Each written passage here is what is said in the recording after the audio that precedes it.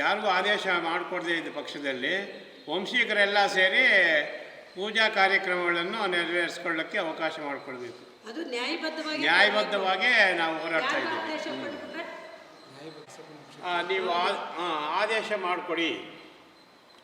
ವಂಶಿಕರೆಲ್ಲ ಆದೇಶ ಕೊಡದ ಪಕ್ಷದಲ್ಲಿ ನಮ್ಮ ವಂಶಸ್ಥರೆಲ್ಲರೂ ಸೇರಿ ದೇವಸ್ಥಾನದ ಕೈಂಕರ್ಯಗಳು ಮಾಡೋದಕ್ಕೆ ಇಷ್ಟಪಡ್ತಾ ಇರ್ತೀವಿ. ನನ್ನ ಹೆಸರು ಶ್ರೀನಿವಾಸಾಚಾರ್ಯ ಅಂತ, ಕೋನಕುಂಟ್ಲ ಅರ್ಚಕರು.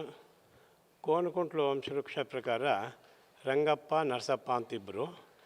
ರಂಗಪ್ಪ ವಂಶವ್ರಿಗೆ 1 ವರ್ಷ, ನರಸಪ್ಪ ವಂಶದವ್ರಿಗೆ 1 ವರ್ಷ. ಇದೇ ರೀತಿಯಾಗಿ ಪೂಜಾ ವೃತ್ತಿ ನಡೆಸ್ಕೊಂಡು ಬರ್ತಾಯಿದ್ರು. ಇವಾಗ ನರಸಪ್ಪನಿಗೆ ಬರ್ತಕ್ಕಂಥ ಸರದಿಯನ್ನು ರಂಗಪ್ಪ ವಂಶದವ್ರಿಗೆ ಕೊಡಲಿಕ್ಕೆ ಆದೇಶ ಮಾಡುವ ಸ್ಥಿತಿಯಲ್ಲಿದೆ. ಅದನ್ನು ಅನ್ಯಾಯವಾಗ್ತಾಯಿದೆ. ಆ ಅನ್ಯಾಯವನ್ನು ಎದುರಿಸಿ ನಮಗೆ ನರಸಪ್ಪ ವಂಶದವರಿಗೆ ನ್ಯಾಯ ದೊರಕಿಸಬೇಕೆಂದು ವಿನಂತಿಸಿಕೊಳ್ಳುತ್ತೇನೆ. ಆಗ್ಬೋದಿತ್ತು, ಅವರು ಬರ್ತಾ ಇಲ್ವಲ್ಲ, ಬಗೆಹರಿಸ್ಕೊಳ್ಳೋಕ್ಕೆ ನಾವು ಕೂತ್ಕೊಂಡು ಮಾತಾಡೋಕ್ಕೆ ಅವ್ರ ಮುಂದೆ ಬರ್ತಾ ಇರಲಿಲ್ಲ. ಅವ್ರು ರಾಜಕೀಯಗಳು ಮಾಡಿ ನಮ್ಮ ಕೈಯಲ್ಲಿ ಆಗೋದು ನಾವು ಮಾಡ್ಕೊಳ್ತೀವಿ, ನಿಮ್ಮ ಕೈಯಲ್ಲಿ ಆಗೋದು ನೀವು ಮಾಡ್ಕೊಳ್ಳಿ ಅಂತ ರಾಜಕೀಯ ಮಾಡ್ತಾಯಿದ್ದಾರೆ ಸರ್.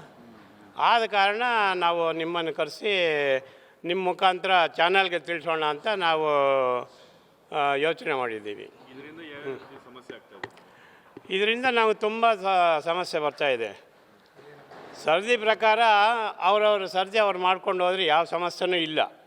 ಯಾರು ಸರದಿ ಬಂದ್ರೂ ಇಲ್ಲಿ ಕಿರುಕುಳ ಕೊಡೋರು ಮನು ಅಂಥವರು ಯಾರಿಗೆ ಬರಬೇಕಾದ್ರೂ ಅರ್ಜಿ ಕೊಡೋದು, ರಾಜಕೀಯ ನಾಯಕರನ್ನ ಇಟ್ಕೊಳ್ಳೋದು, ತಾಲೂಕು ಆಫೀಸಲ್ಲಿ ಓಡಾಡಿಕೊಂಡು DC ಆಫೀಸಲ್ಲಿ ಓಡಾಡಿಕೊಂಡು ಅವ್ರ ಹೆಸರಿಗೆ ಮಾಡಿಸ್ಕೊಳ್ಳೋ ಅನ್ಯಾಯವಾಗಿ ರಾಜಕೀಯ ಮಾಡಿ ಅವ್ರ ಹೆಸರಿಗೇ ಮಾಡಿಸ್ಕೊಳ್ತಾ ಇದ್ದಾರೆ. ಆದ ಕಾರಣ ಈ ಅನ್ಯಾಯವನ್ನು ತಡೆಗಟ್ಟಿ ನ್ಯಾಯ ದೊರಕಿಸಬೇಕೆಂದು ನಾವು ವಿನಂತಿಸಿಕೊಳ್ಳುತ್ತೇವೆ. ನಮ್ಮ ಹೆಸರು ನಾಗರತ್ನ ಅಂತ, ನಮ್ಮ ಯಜಮಾನ್ರ ಹೆಸರು ರಾಜಗೋಪಾಲಾಚಾರ್ಯ ಅಂತ.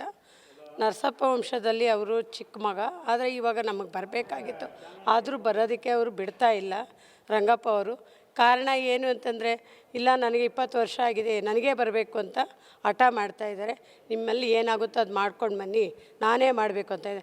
ನಾವು ಮನವಿ ಮಾಡ್ಕೊಂಡ್ವಿ, ಏನು ಸರ್ ಹೀಗೆ ಬಿಟ್ಟರೆ ಆಗೋದಿಲ್ಲ, ನಾವು 15 ವರ್ಷ ಆಗಿದೆ ಮಾಡಿ, ನನಗೆ ಹಾರ್ಟ್ ಆಪ್ರೇಷನ್ ಆಯಿತು, ಆದ್ರೂ ಜೀವನಾಂಶಕ್ಕೆ ಕಷ್ಟ ಆಗಿತ್ತು ಇಲ್ಲಿ. ಅದಕ್ಕೋಸ್ಕರ ನಾವೆಲ್ಲೋ ಕೂಲಿ ಮಾಡ್ಕೊಂಡು ಬದುಕೋಣ ಅಂತ ನಾವು ಅಲ್ಲಿ ಓದಿ ಮತ್ತೆ ಬಂದಾಗೂ ಅವ್ರು ಕೊಡೋಕ್ಕಾಗಲ್ಲ, ಊರು ಬಿಟ್ಟು ಹೊರಟೋಗಿದ್ದಾರೆ ಅಂದರು. ಸರಿ ಪ್ರೂಫ್ ಮಾಡಿಸು ಅಂತ ನಾವು ಕೇಳಿದ್ದೀವಿ. ಅದು ನನಗೆ ಬೇಕಾಗಿಲ್ಲ, ಊರು ಬಿಟ್ಟು ಹೋಗಿದ್ಯಾ, ನಿನ್ನ ಮನೆ ಇದೆಯಾ ಅಂತ ಗಲಾಟೆ ಆಗಿದೆ. ತಹಸೀಲ್ದಾರ್ ಮುಖಕ್ಕೂ ಬಂದಿದೆ, DC ಅವ್ರ ಹತ್ರನೂ ಹೋಗಿದೆ. ಸರ್ ಕೂಲಿ ಮಾಡಿ ಎಲ್ಲೋ ಒಂದು ಕಡೆ ಬದುಕಬೇಕಲ್ಲವ್ರ ತಾವು, ಅದಕ್ಕೋಸ್ಕರ ನಾನು ಕೂಲಿ ಮಾಡ್ಕೊಂಡು ಮತ್ತೆ ನಾವು ಬಂದು ಇದೇ ಊರಲ್ಲೇ ಮನೆ ಕಟ್ಕೊಂಡು ಇರ್ತೀವಿ ಅಂದರು. ಇಲ್ಲ, ನಮಗೆ ಬರಬೇಕು ಅಂತ ಹಠ ಮಾಡ್ತಾಯಿದ್ದಾರೆ ಸರ್. ನಮಗೆ 2 ಹೆಣ್ಮಕ್ಳು, ಒಂದು ಮಗುಗೆ ಮದುವೆ ಆಗಿದೆ, ಇನ್ನೂ ಒಂದು ಮಗುಗೆ ಮಾಡಬೇಕು. ಇದನ್ನೇ ನಂಬ್ಕೊಂಡಿದ್ದೀವಿ ನಾವು. ನಮ್ಮ ಯಜಮಾನ್ರಿಗೂ ವಯಸ್ಸಾಯಿತು, ಅವ್ರಿಗೂ 64 ವರ್ಷ ಆಯಿತು. ಇನ್ನು ಇದನ್ನ ಪರಿಹಾರ ಮಾಡಬೇಕು ಅಂತ ನಾನು ನಿಮ್ಮಲ್ಲಿ ವರ್ಷಕ್ಕೊಂದ್ಸಲ ಸರ್ ನಾವು ಬದುಕೋದಿದ್ರಿಂದ ಅದು ಮುಗೀತು ಅಂದರೆ ನಾವು ಕೂಲಿಗೆ ಹೋಗ್ಬೇಕು ಸರ್. ಯಾವುದೊಂದು ನಮ್ಗೆ ಆರ್ಥಿಕ ಸಮಸ್ಯೆನೂ ಭಾಳಷ್ಟು ಇದೆ ಸರ್. ಇನ್ನು 5 ವರ್ಷಕ್ಕೊಂದ್ಸಲ ಬಂದಾಗ ನಾವೇನು ಮಾಡಬೇಕು, ಬೇರೆ ಕಡೆ ಹೋಗಿ ಜೀವನ ಮಾಡಲೇಬೇಕಲ್ವ ಸರ್. ನೀರು ಕುಡಿದು ಬದುಕೋಕ್ಕಾಗುತ್ತಾ? ಅದಕ್ಕೋಸ್ಕರ ಊರು ಬಿಟ್ಟು ಎಲ್ಲೋ ಒಂದು ಕಡೆ ಬದುಕಿ ಬರ್ತಾಯಿದ್ದೀವಿ. ನಮ್ಮ ಸರ್ದಿ ಬಂದಾಗ ಕೊಡಿ, ನಿಮ್ಮ ಸರ್ದಿ ನಮಗೆ ಬೇಡ ಅಂದರು. ನೀವು ಊರು ಬಿಟ್ಟು ಹೋಗಿದ್ದೀರಾ, ಆಗೋದಿಲ್ಲ, ನಮಗೇ ಬೇಕು ಅಂತ. ಯಾವ ರೀತಿ ರಾಜಕಾರಣ ಮಾಡ್ತಾಯಿದ್ದಾರೆ? ಅಯ್ಯೋ, ಒಂಥರ ಅಲ್ಲಿ ಅವ್ರನ್ನ ಕರ್ಕೊಂಡೋಗೋದು, ಇವ್ರನ್ನ ಕರ್ಕೊಂಡೋಗೋದು, ತುಂಬ ಸಮಸ್ಯೆಗಳು. ಓಲ್ಡ್ ಮಾಡಿಸಿ, ಅವ್ರು ಊರು ಬಿಟ್ಟು ಹೋಗಿದ್ದಾರೆ, ಓಲ್ಡ್ ಮಾಡಿ ಅಂತ ಎಲ್ಲ ಕಡೆನೂ ಹೇಳ್ತಾ ಬಂದಿದ್ದಾರೆ ಸರ್. ನಾವು ಸರ್ KR-ಪುರಮಲ್ಲಿದ್ದೀವಿ ಸರ್. ಅಲ್ಲಿ ನಾವು ಬಾಡಿಗೆ ಮನೆ ಕಟ್ಕೊಂಡೇ ಇದ್ದೀವಿ ಸರ್. ಬರೋದು 15,000 ಇದ್ರೆ 10,000 ರೂಪಾಯಿ ಬಾಡಿಗೆ, ಬರೀ 5,000 ರೂಪಾಯಿ ನಾವು ಮಾಡ್ತೀವಿ ಸರ್. 1 ಇಯರ್ ಸರ್, ನಾವು ಅದನ್ನೇ ನಂಬ್ಕೊಂಡಿದ್ದೀವಿ. ಅದು ನಾವು ಕೂಲಿಗೆ ಹೋಗ್ತಾ ಇರೋದಲ್ಲಿ ನಾವು ಪ್ರತಿದಿನದ ಕೂಲಿ ಕೊಡ್ತಾ ಇದ್ದಾರೆ. 300 ರೂಪಾಯಿ ಖಂಡಿತ ಸರ್. ಅಲ್ಲಿ ನಾವು 300 ರೂಪಾಯಿ ಡೈಲಿ ನಮ್ಮ ಮನೆಯವರು 300 ರೂಪಾಯಿ ಹೋಗ್ತಾ ಇದ್ದಾರೆ. ಹೋಗಲಿಲ್ಲ ಅಂದರೆ 300 ರೂಪಾಯಿ ಬರೋಲ್ಲ ಸರ್.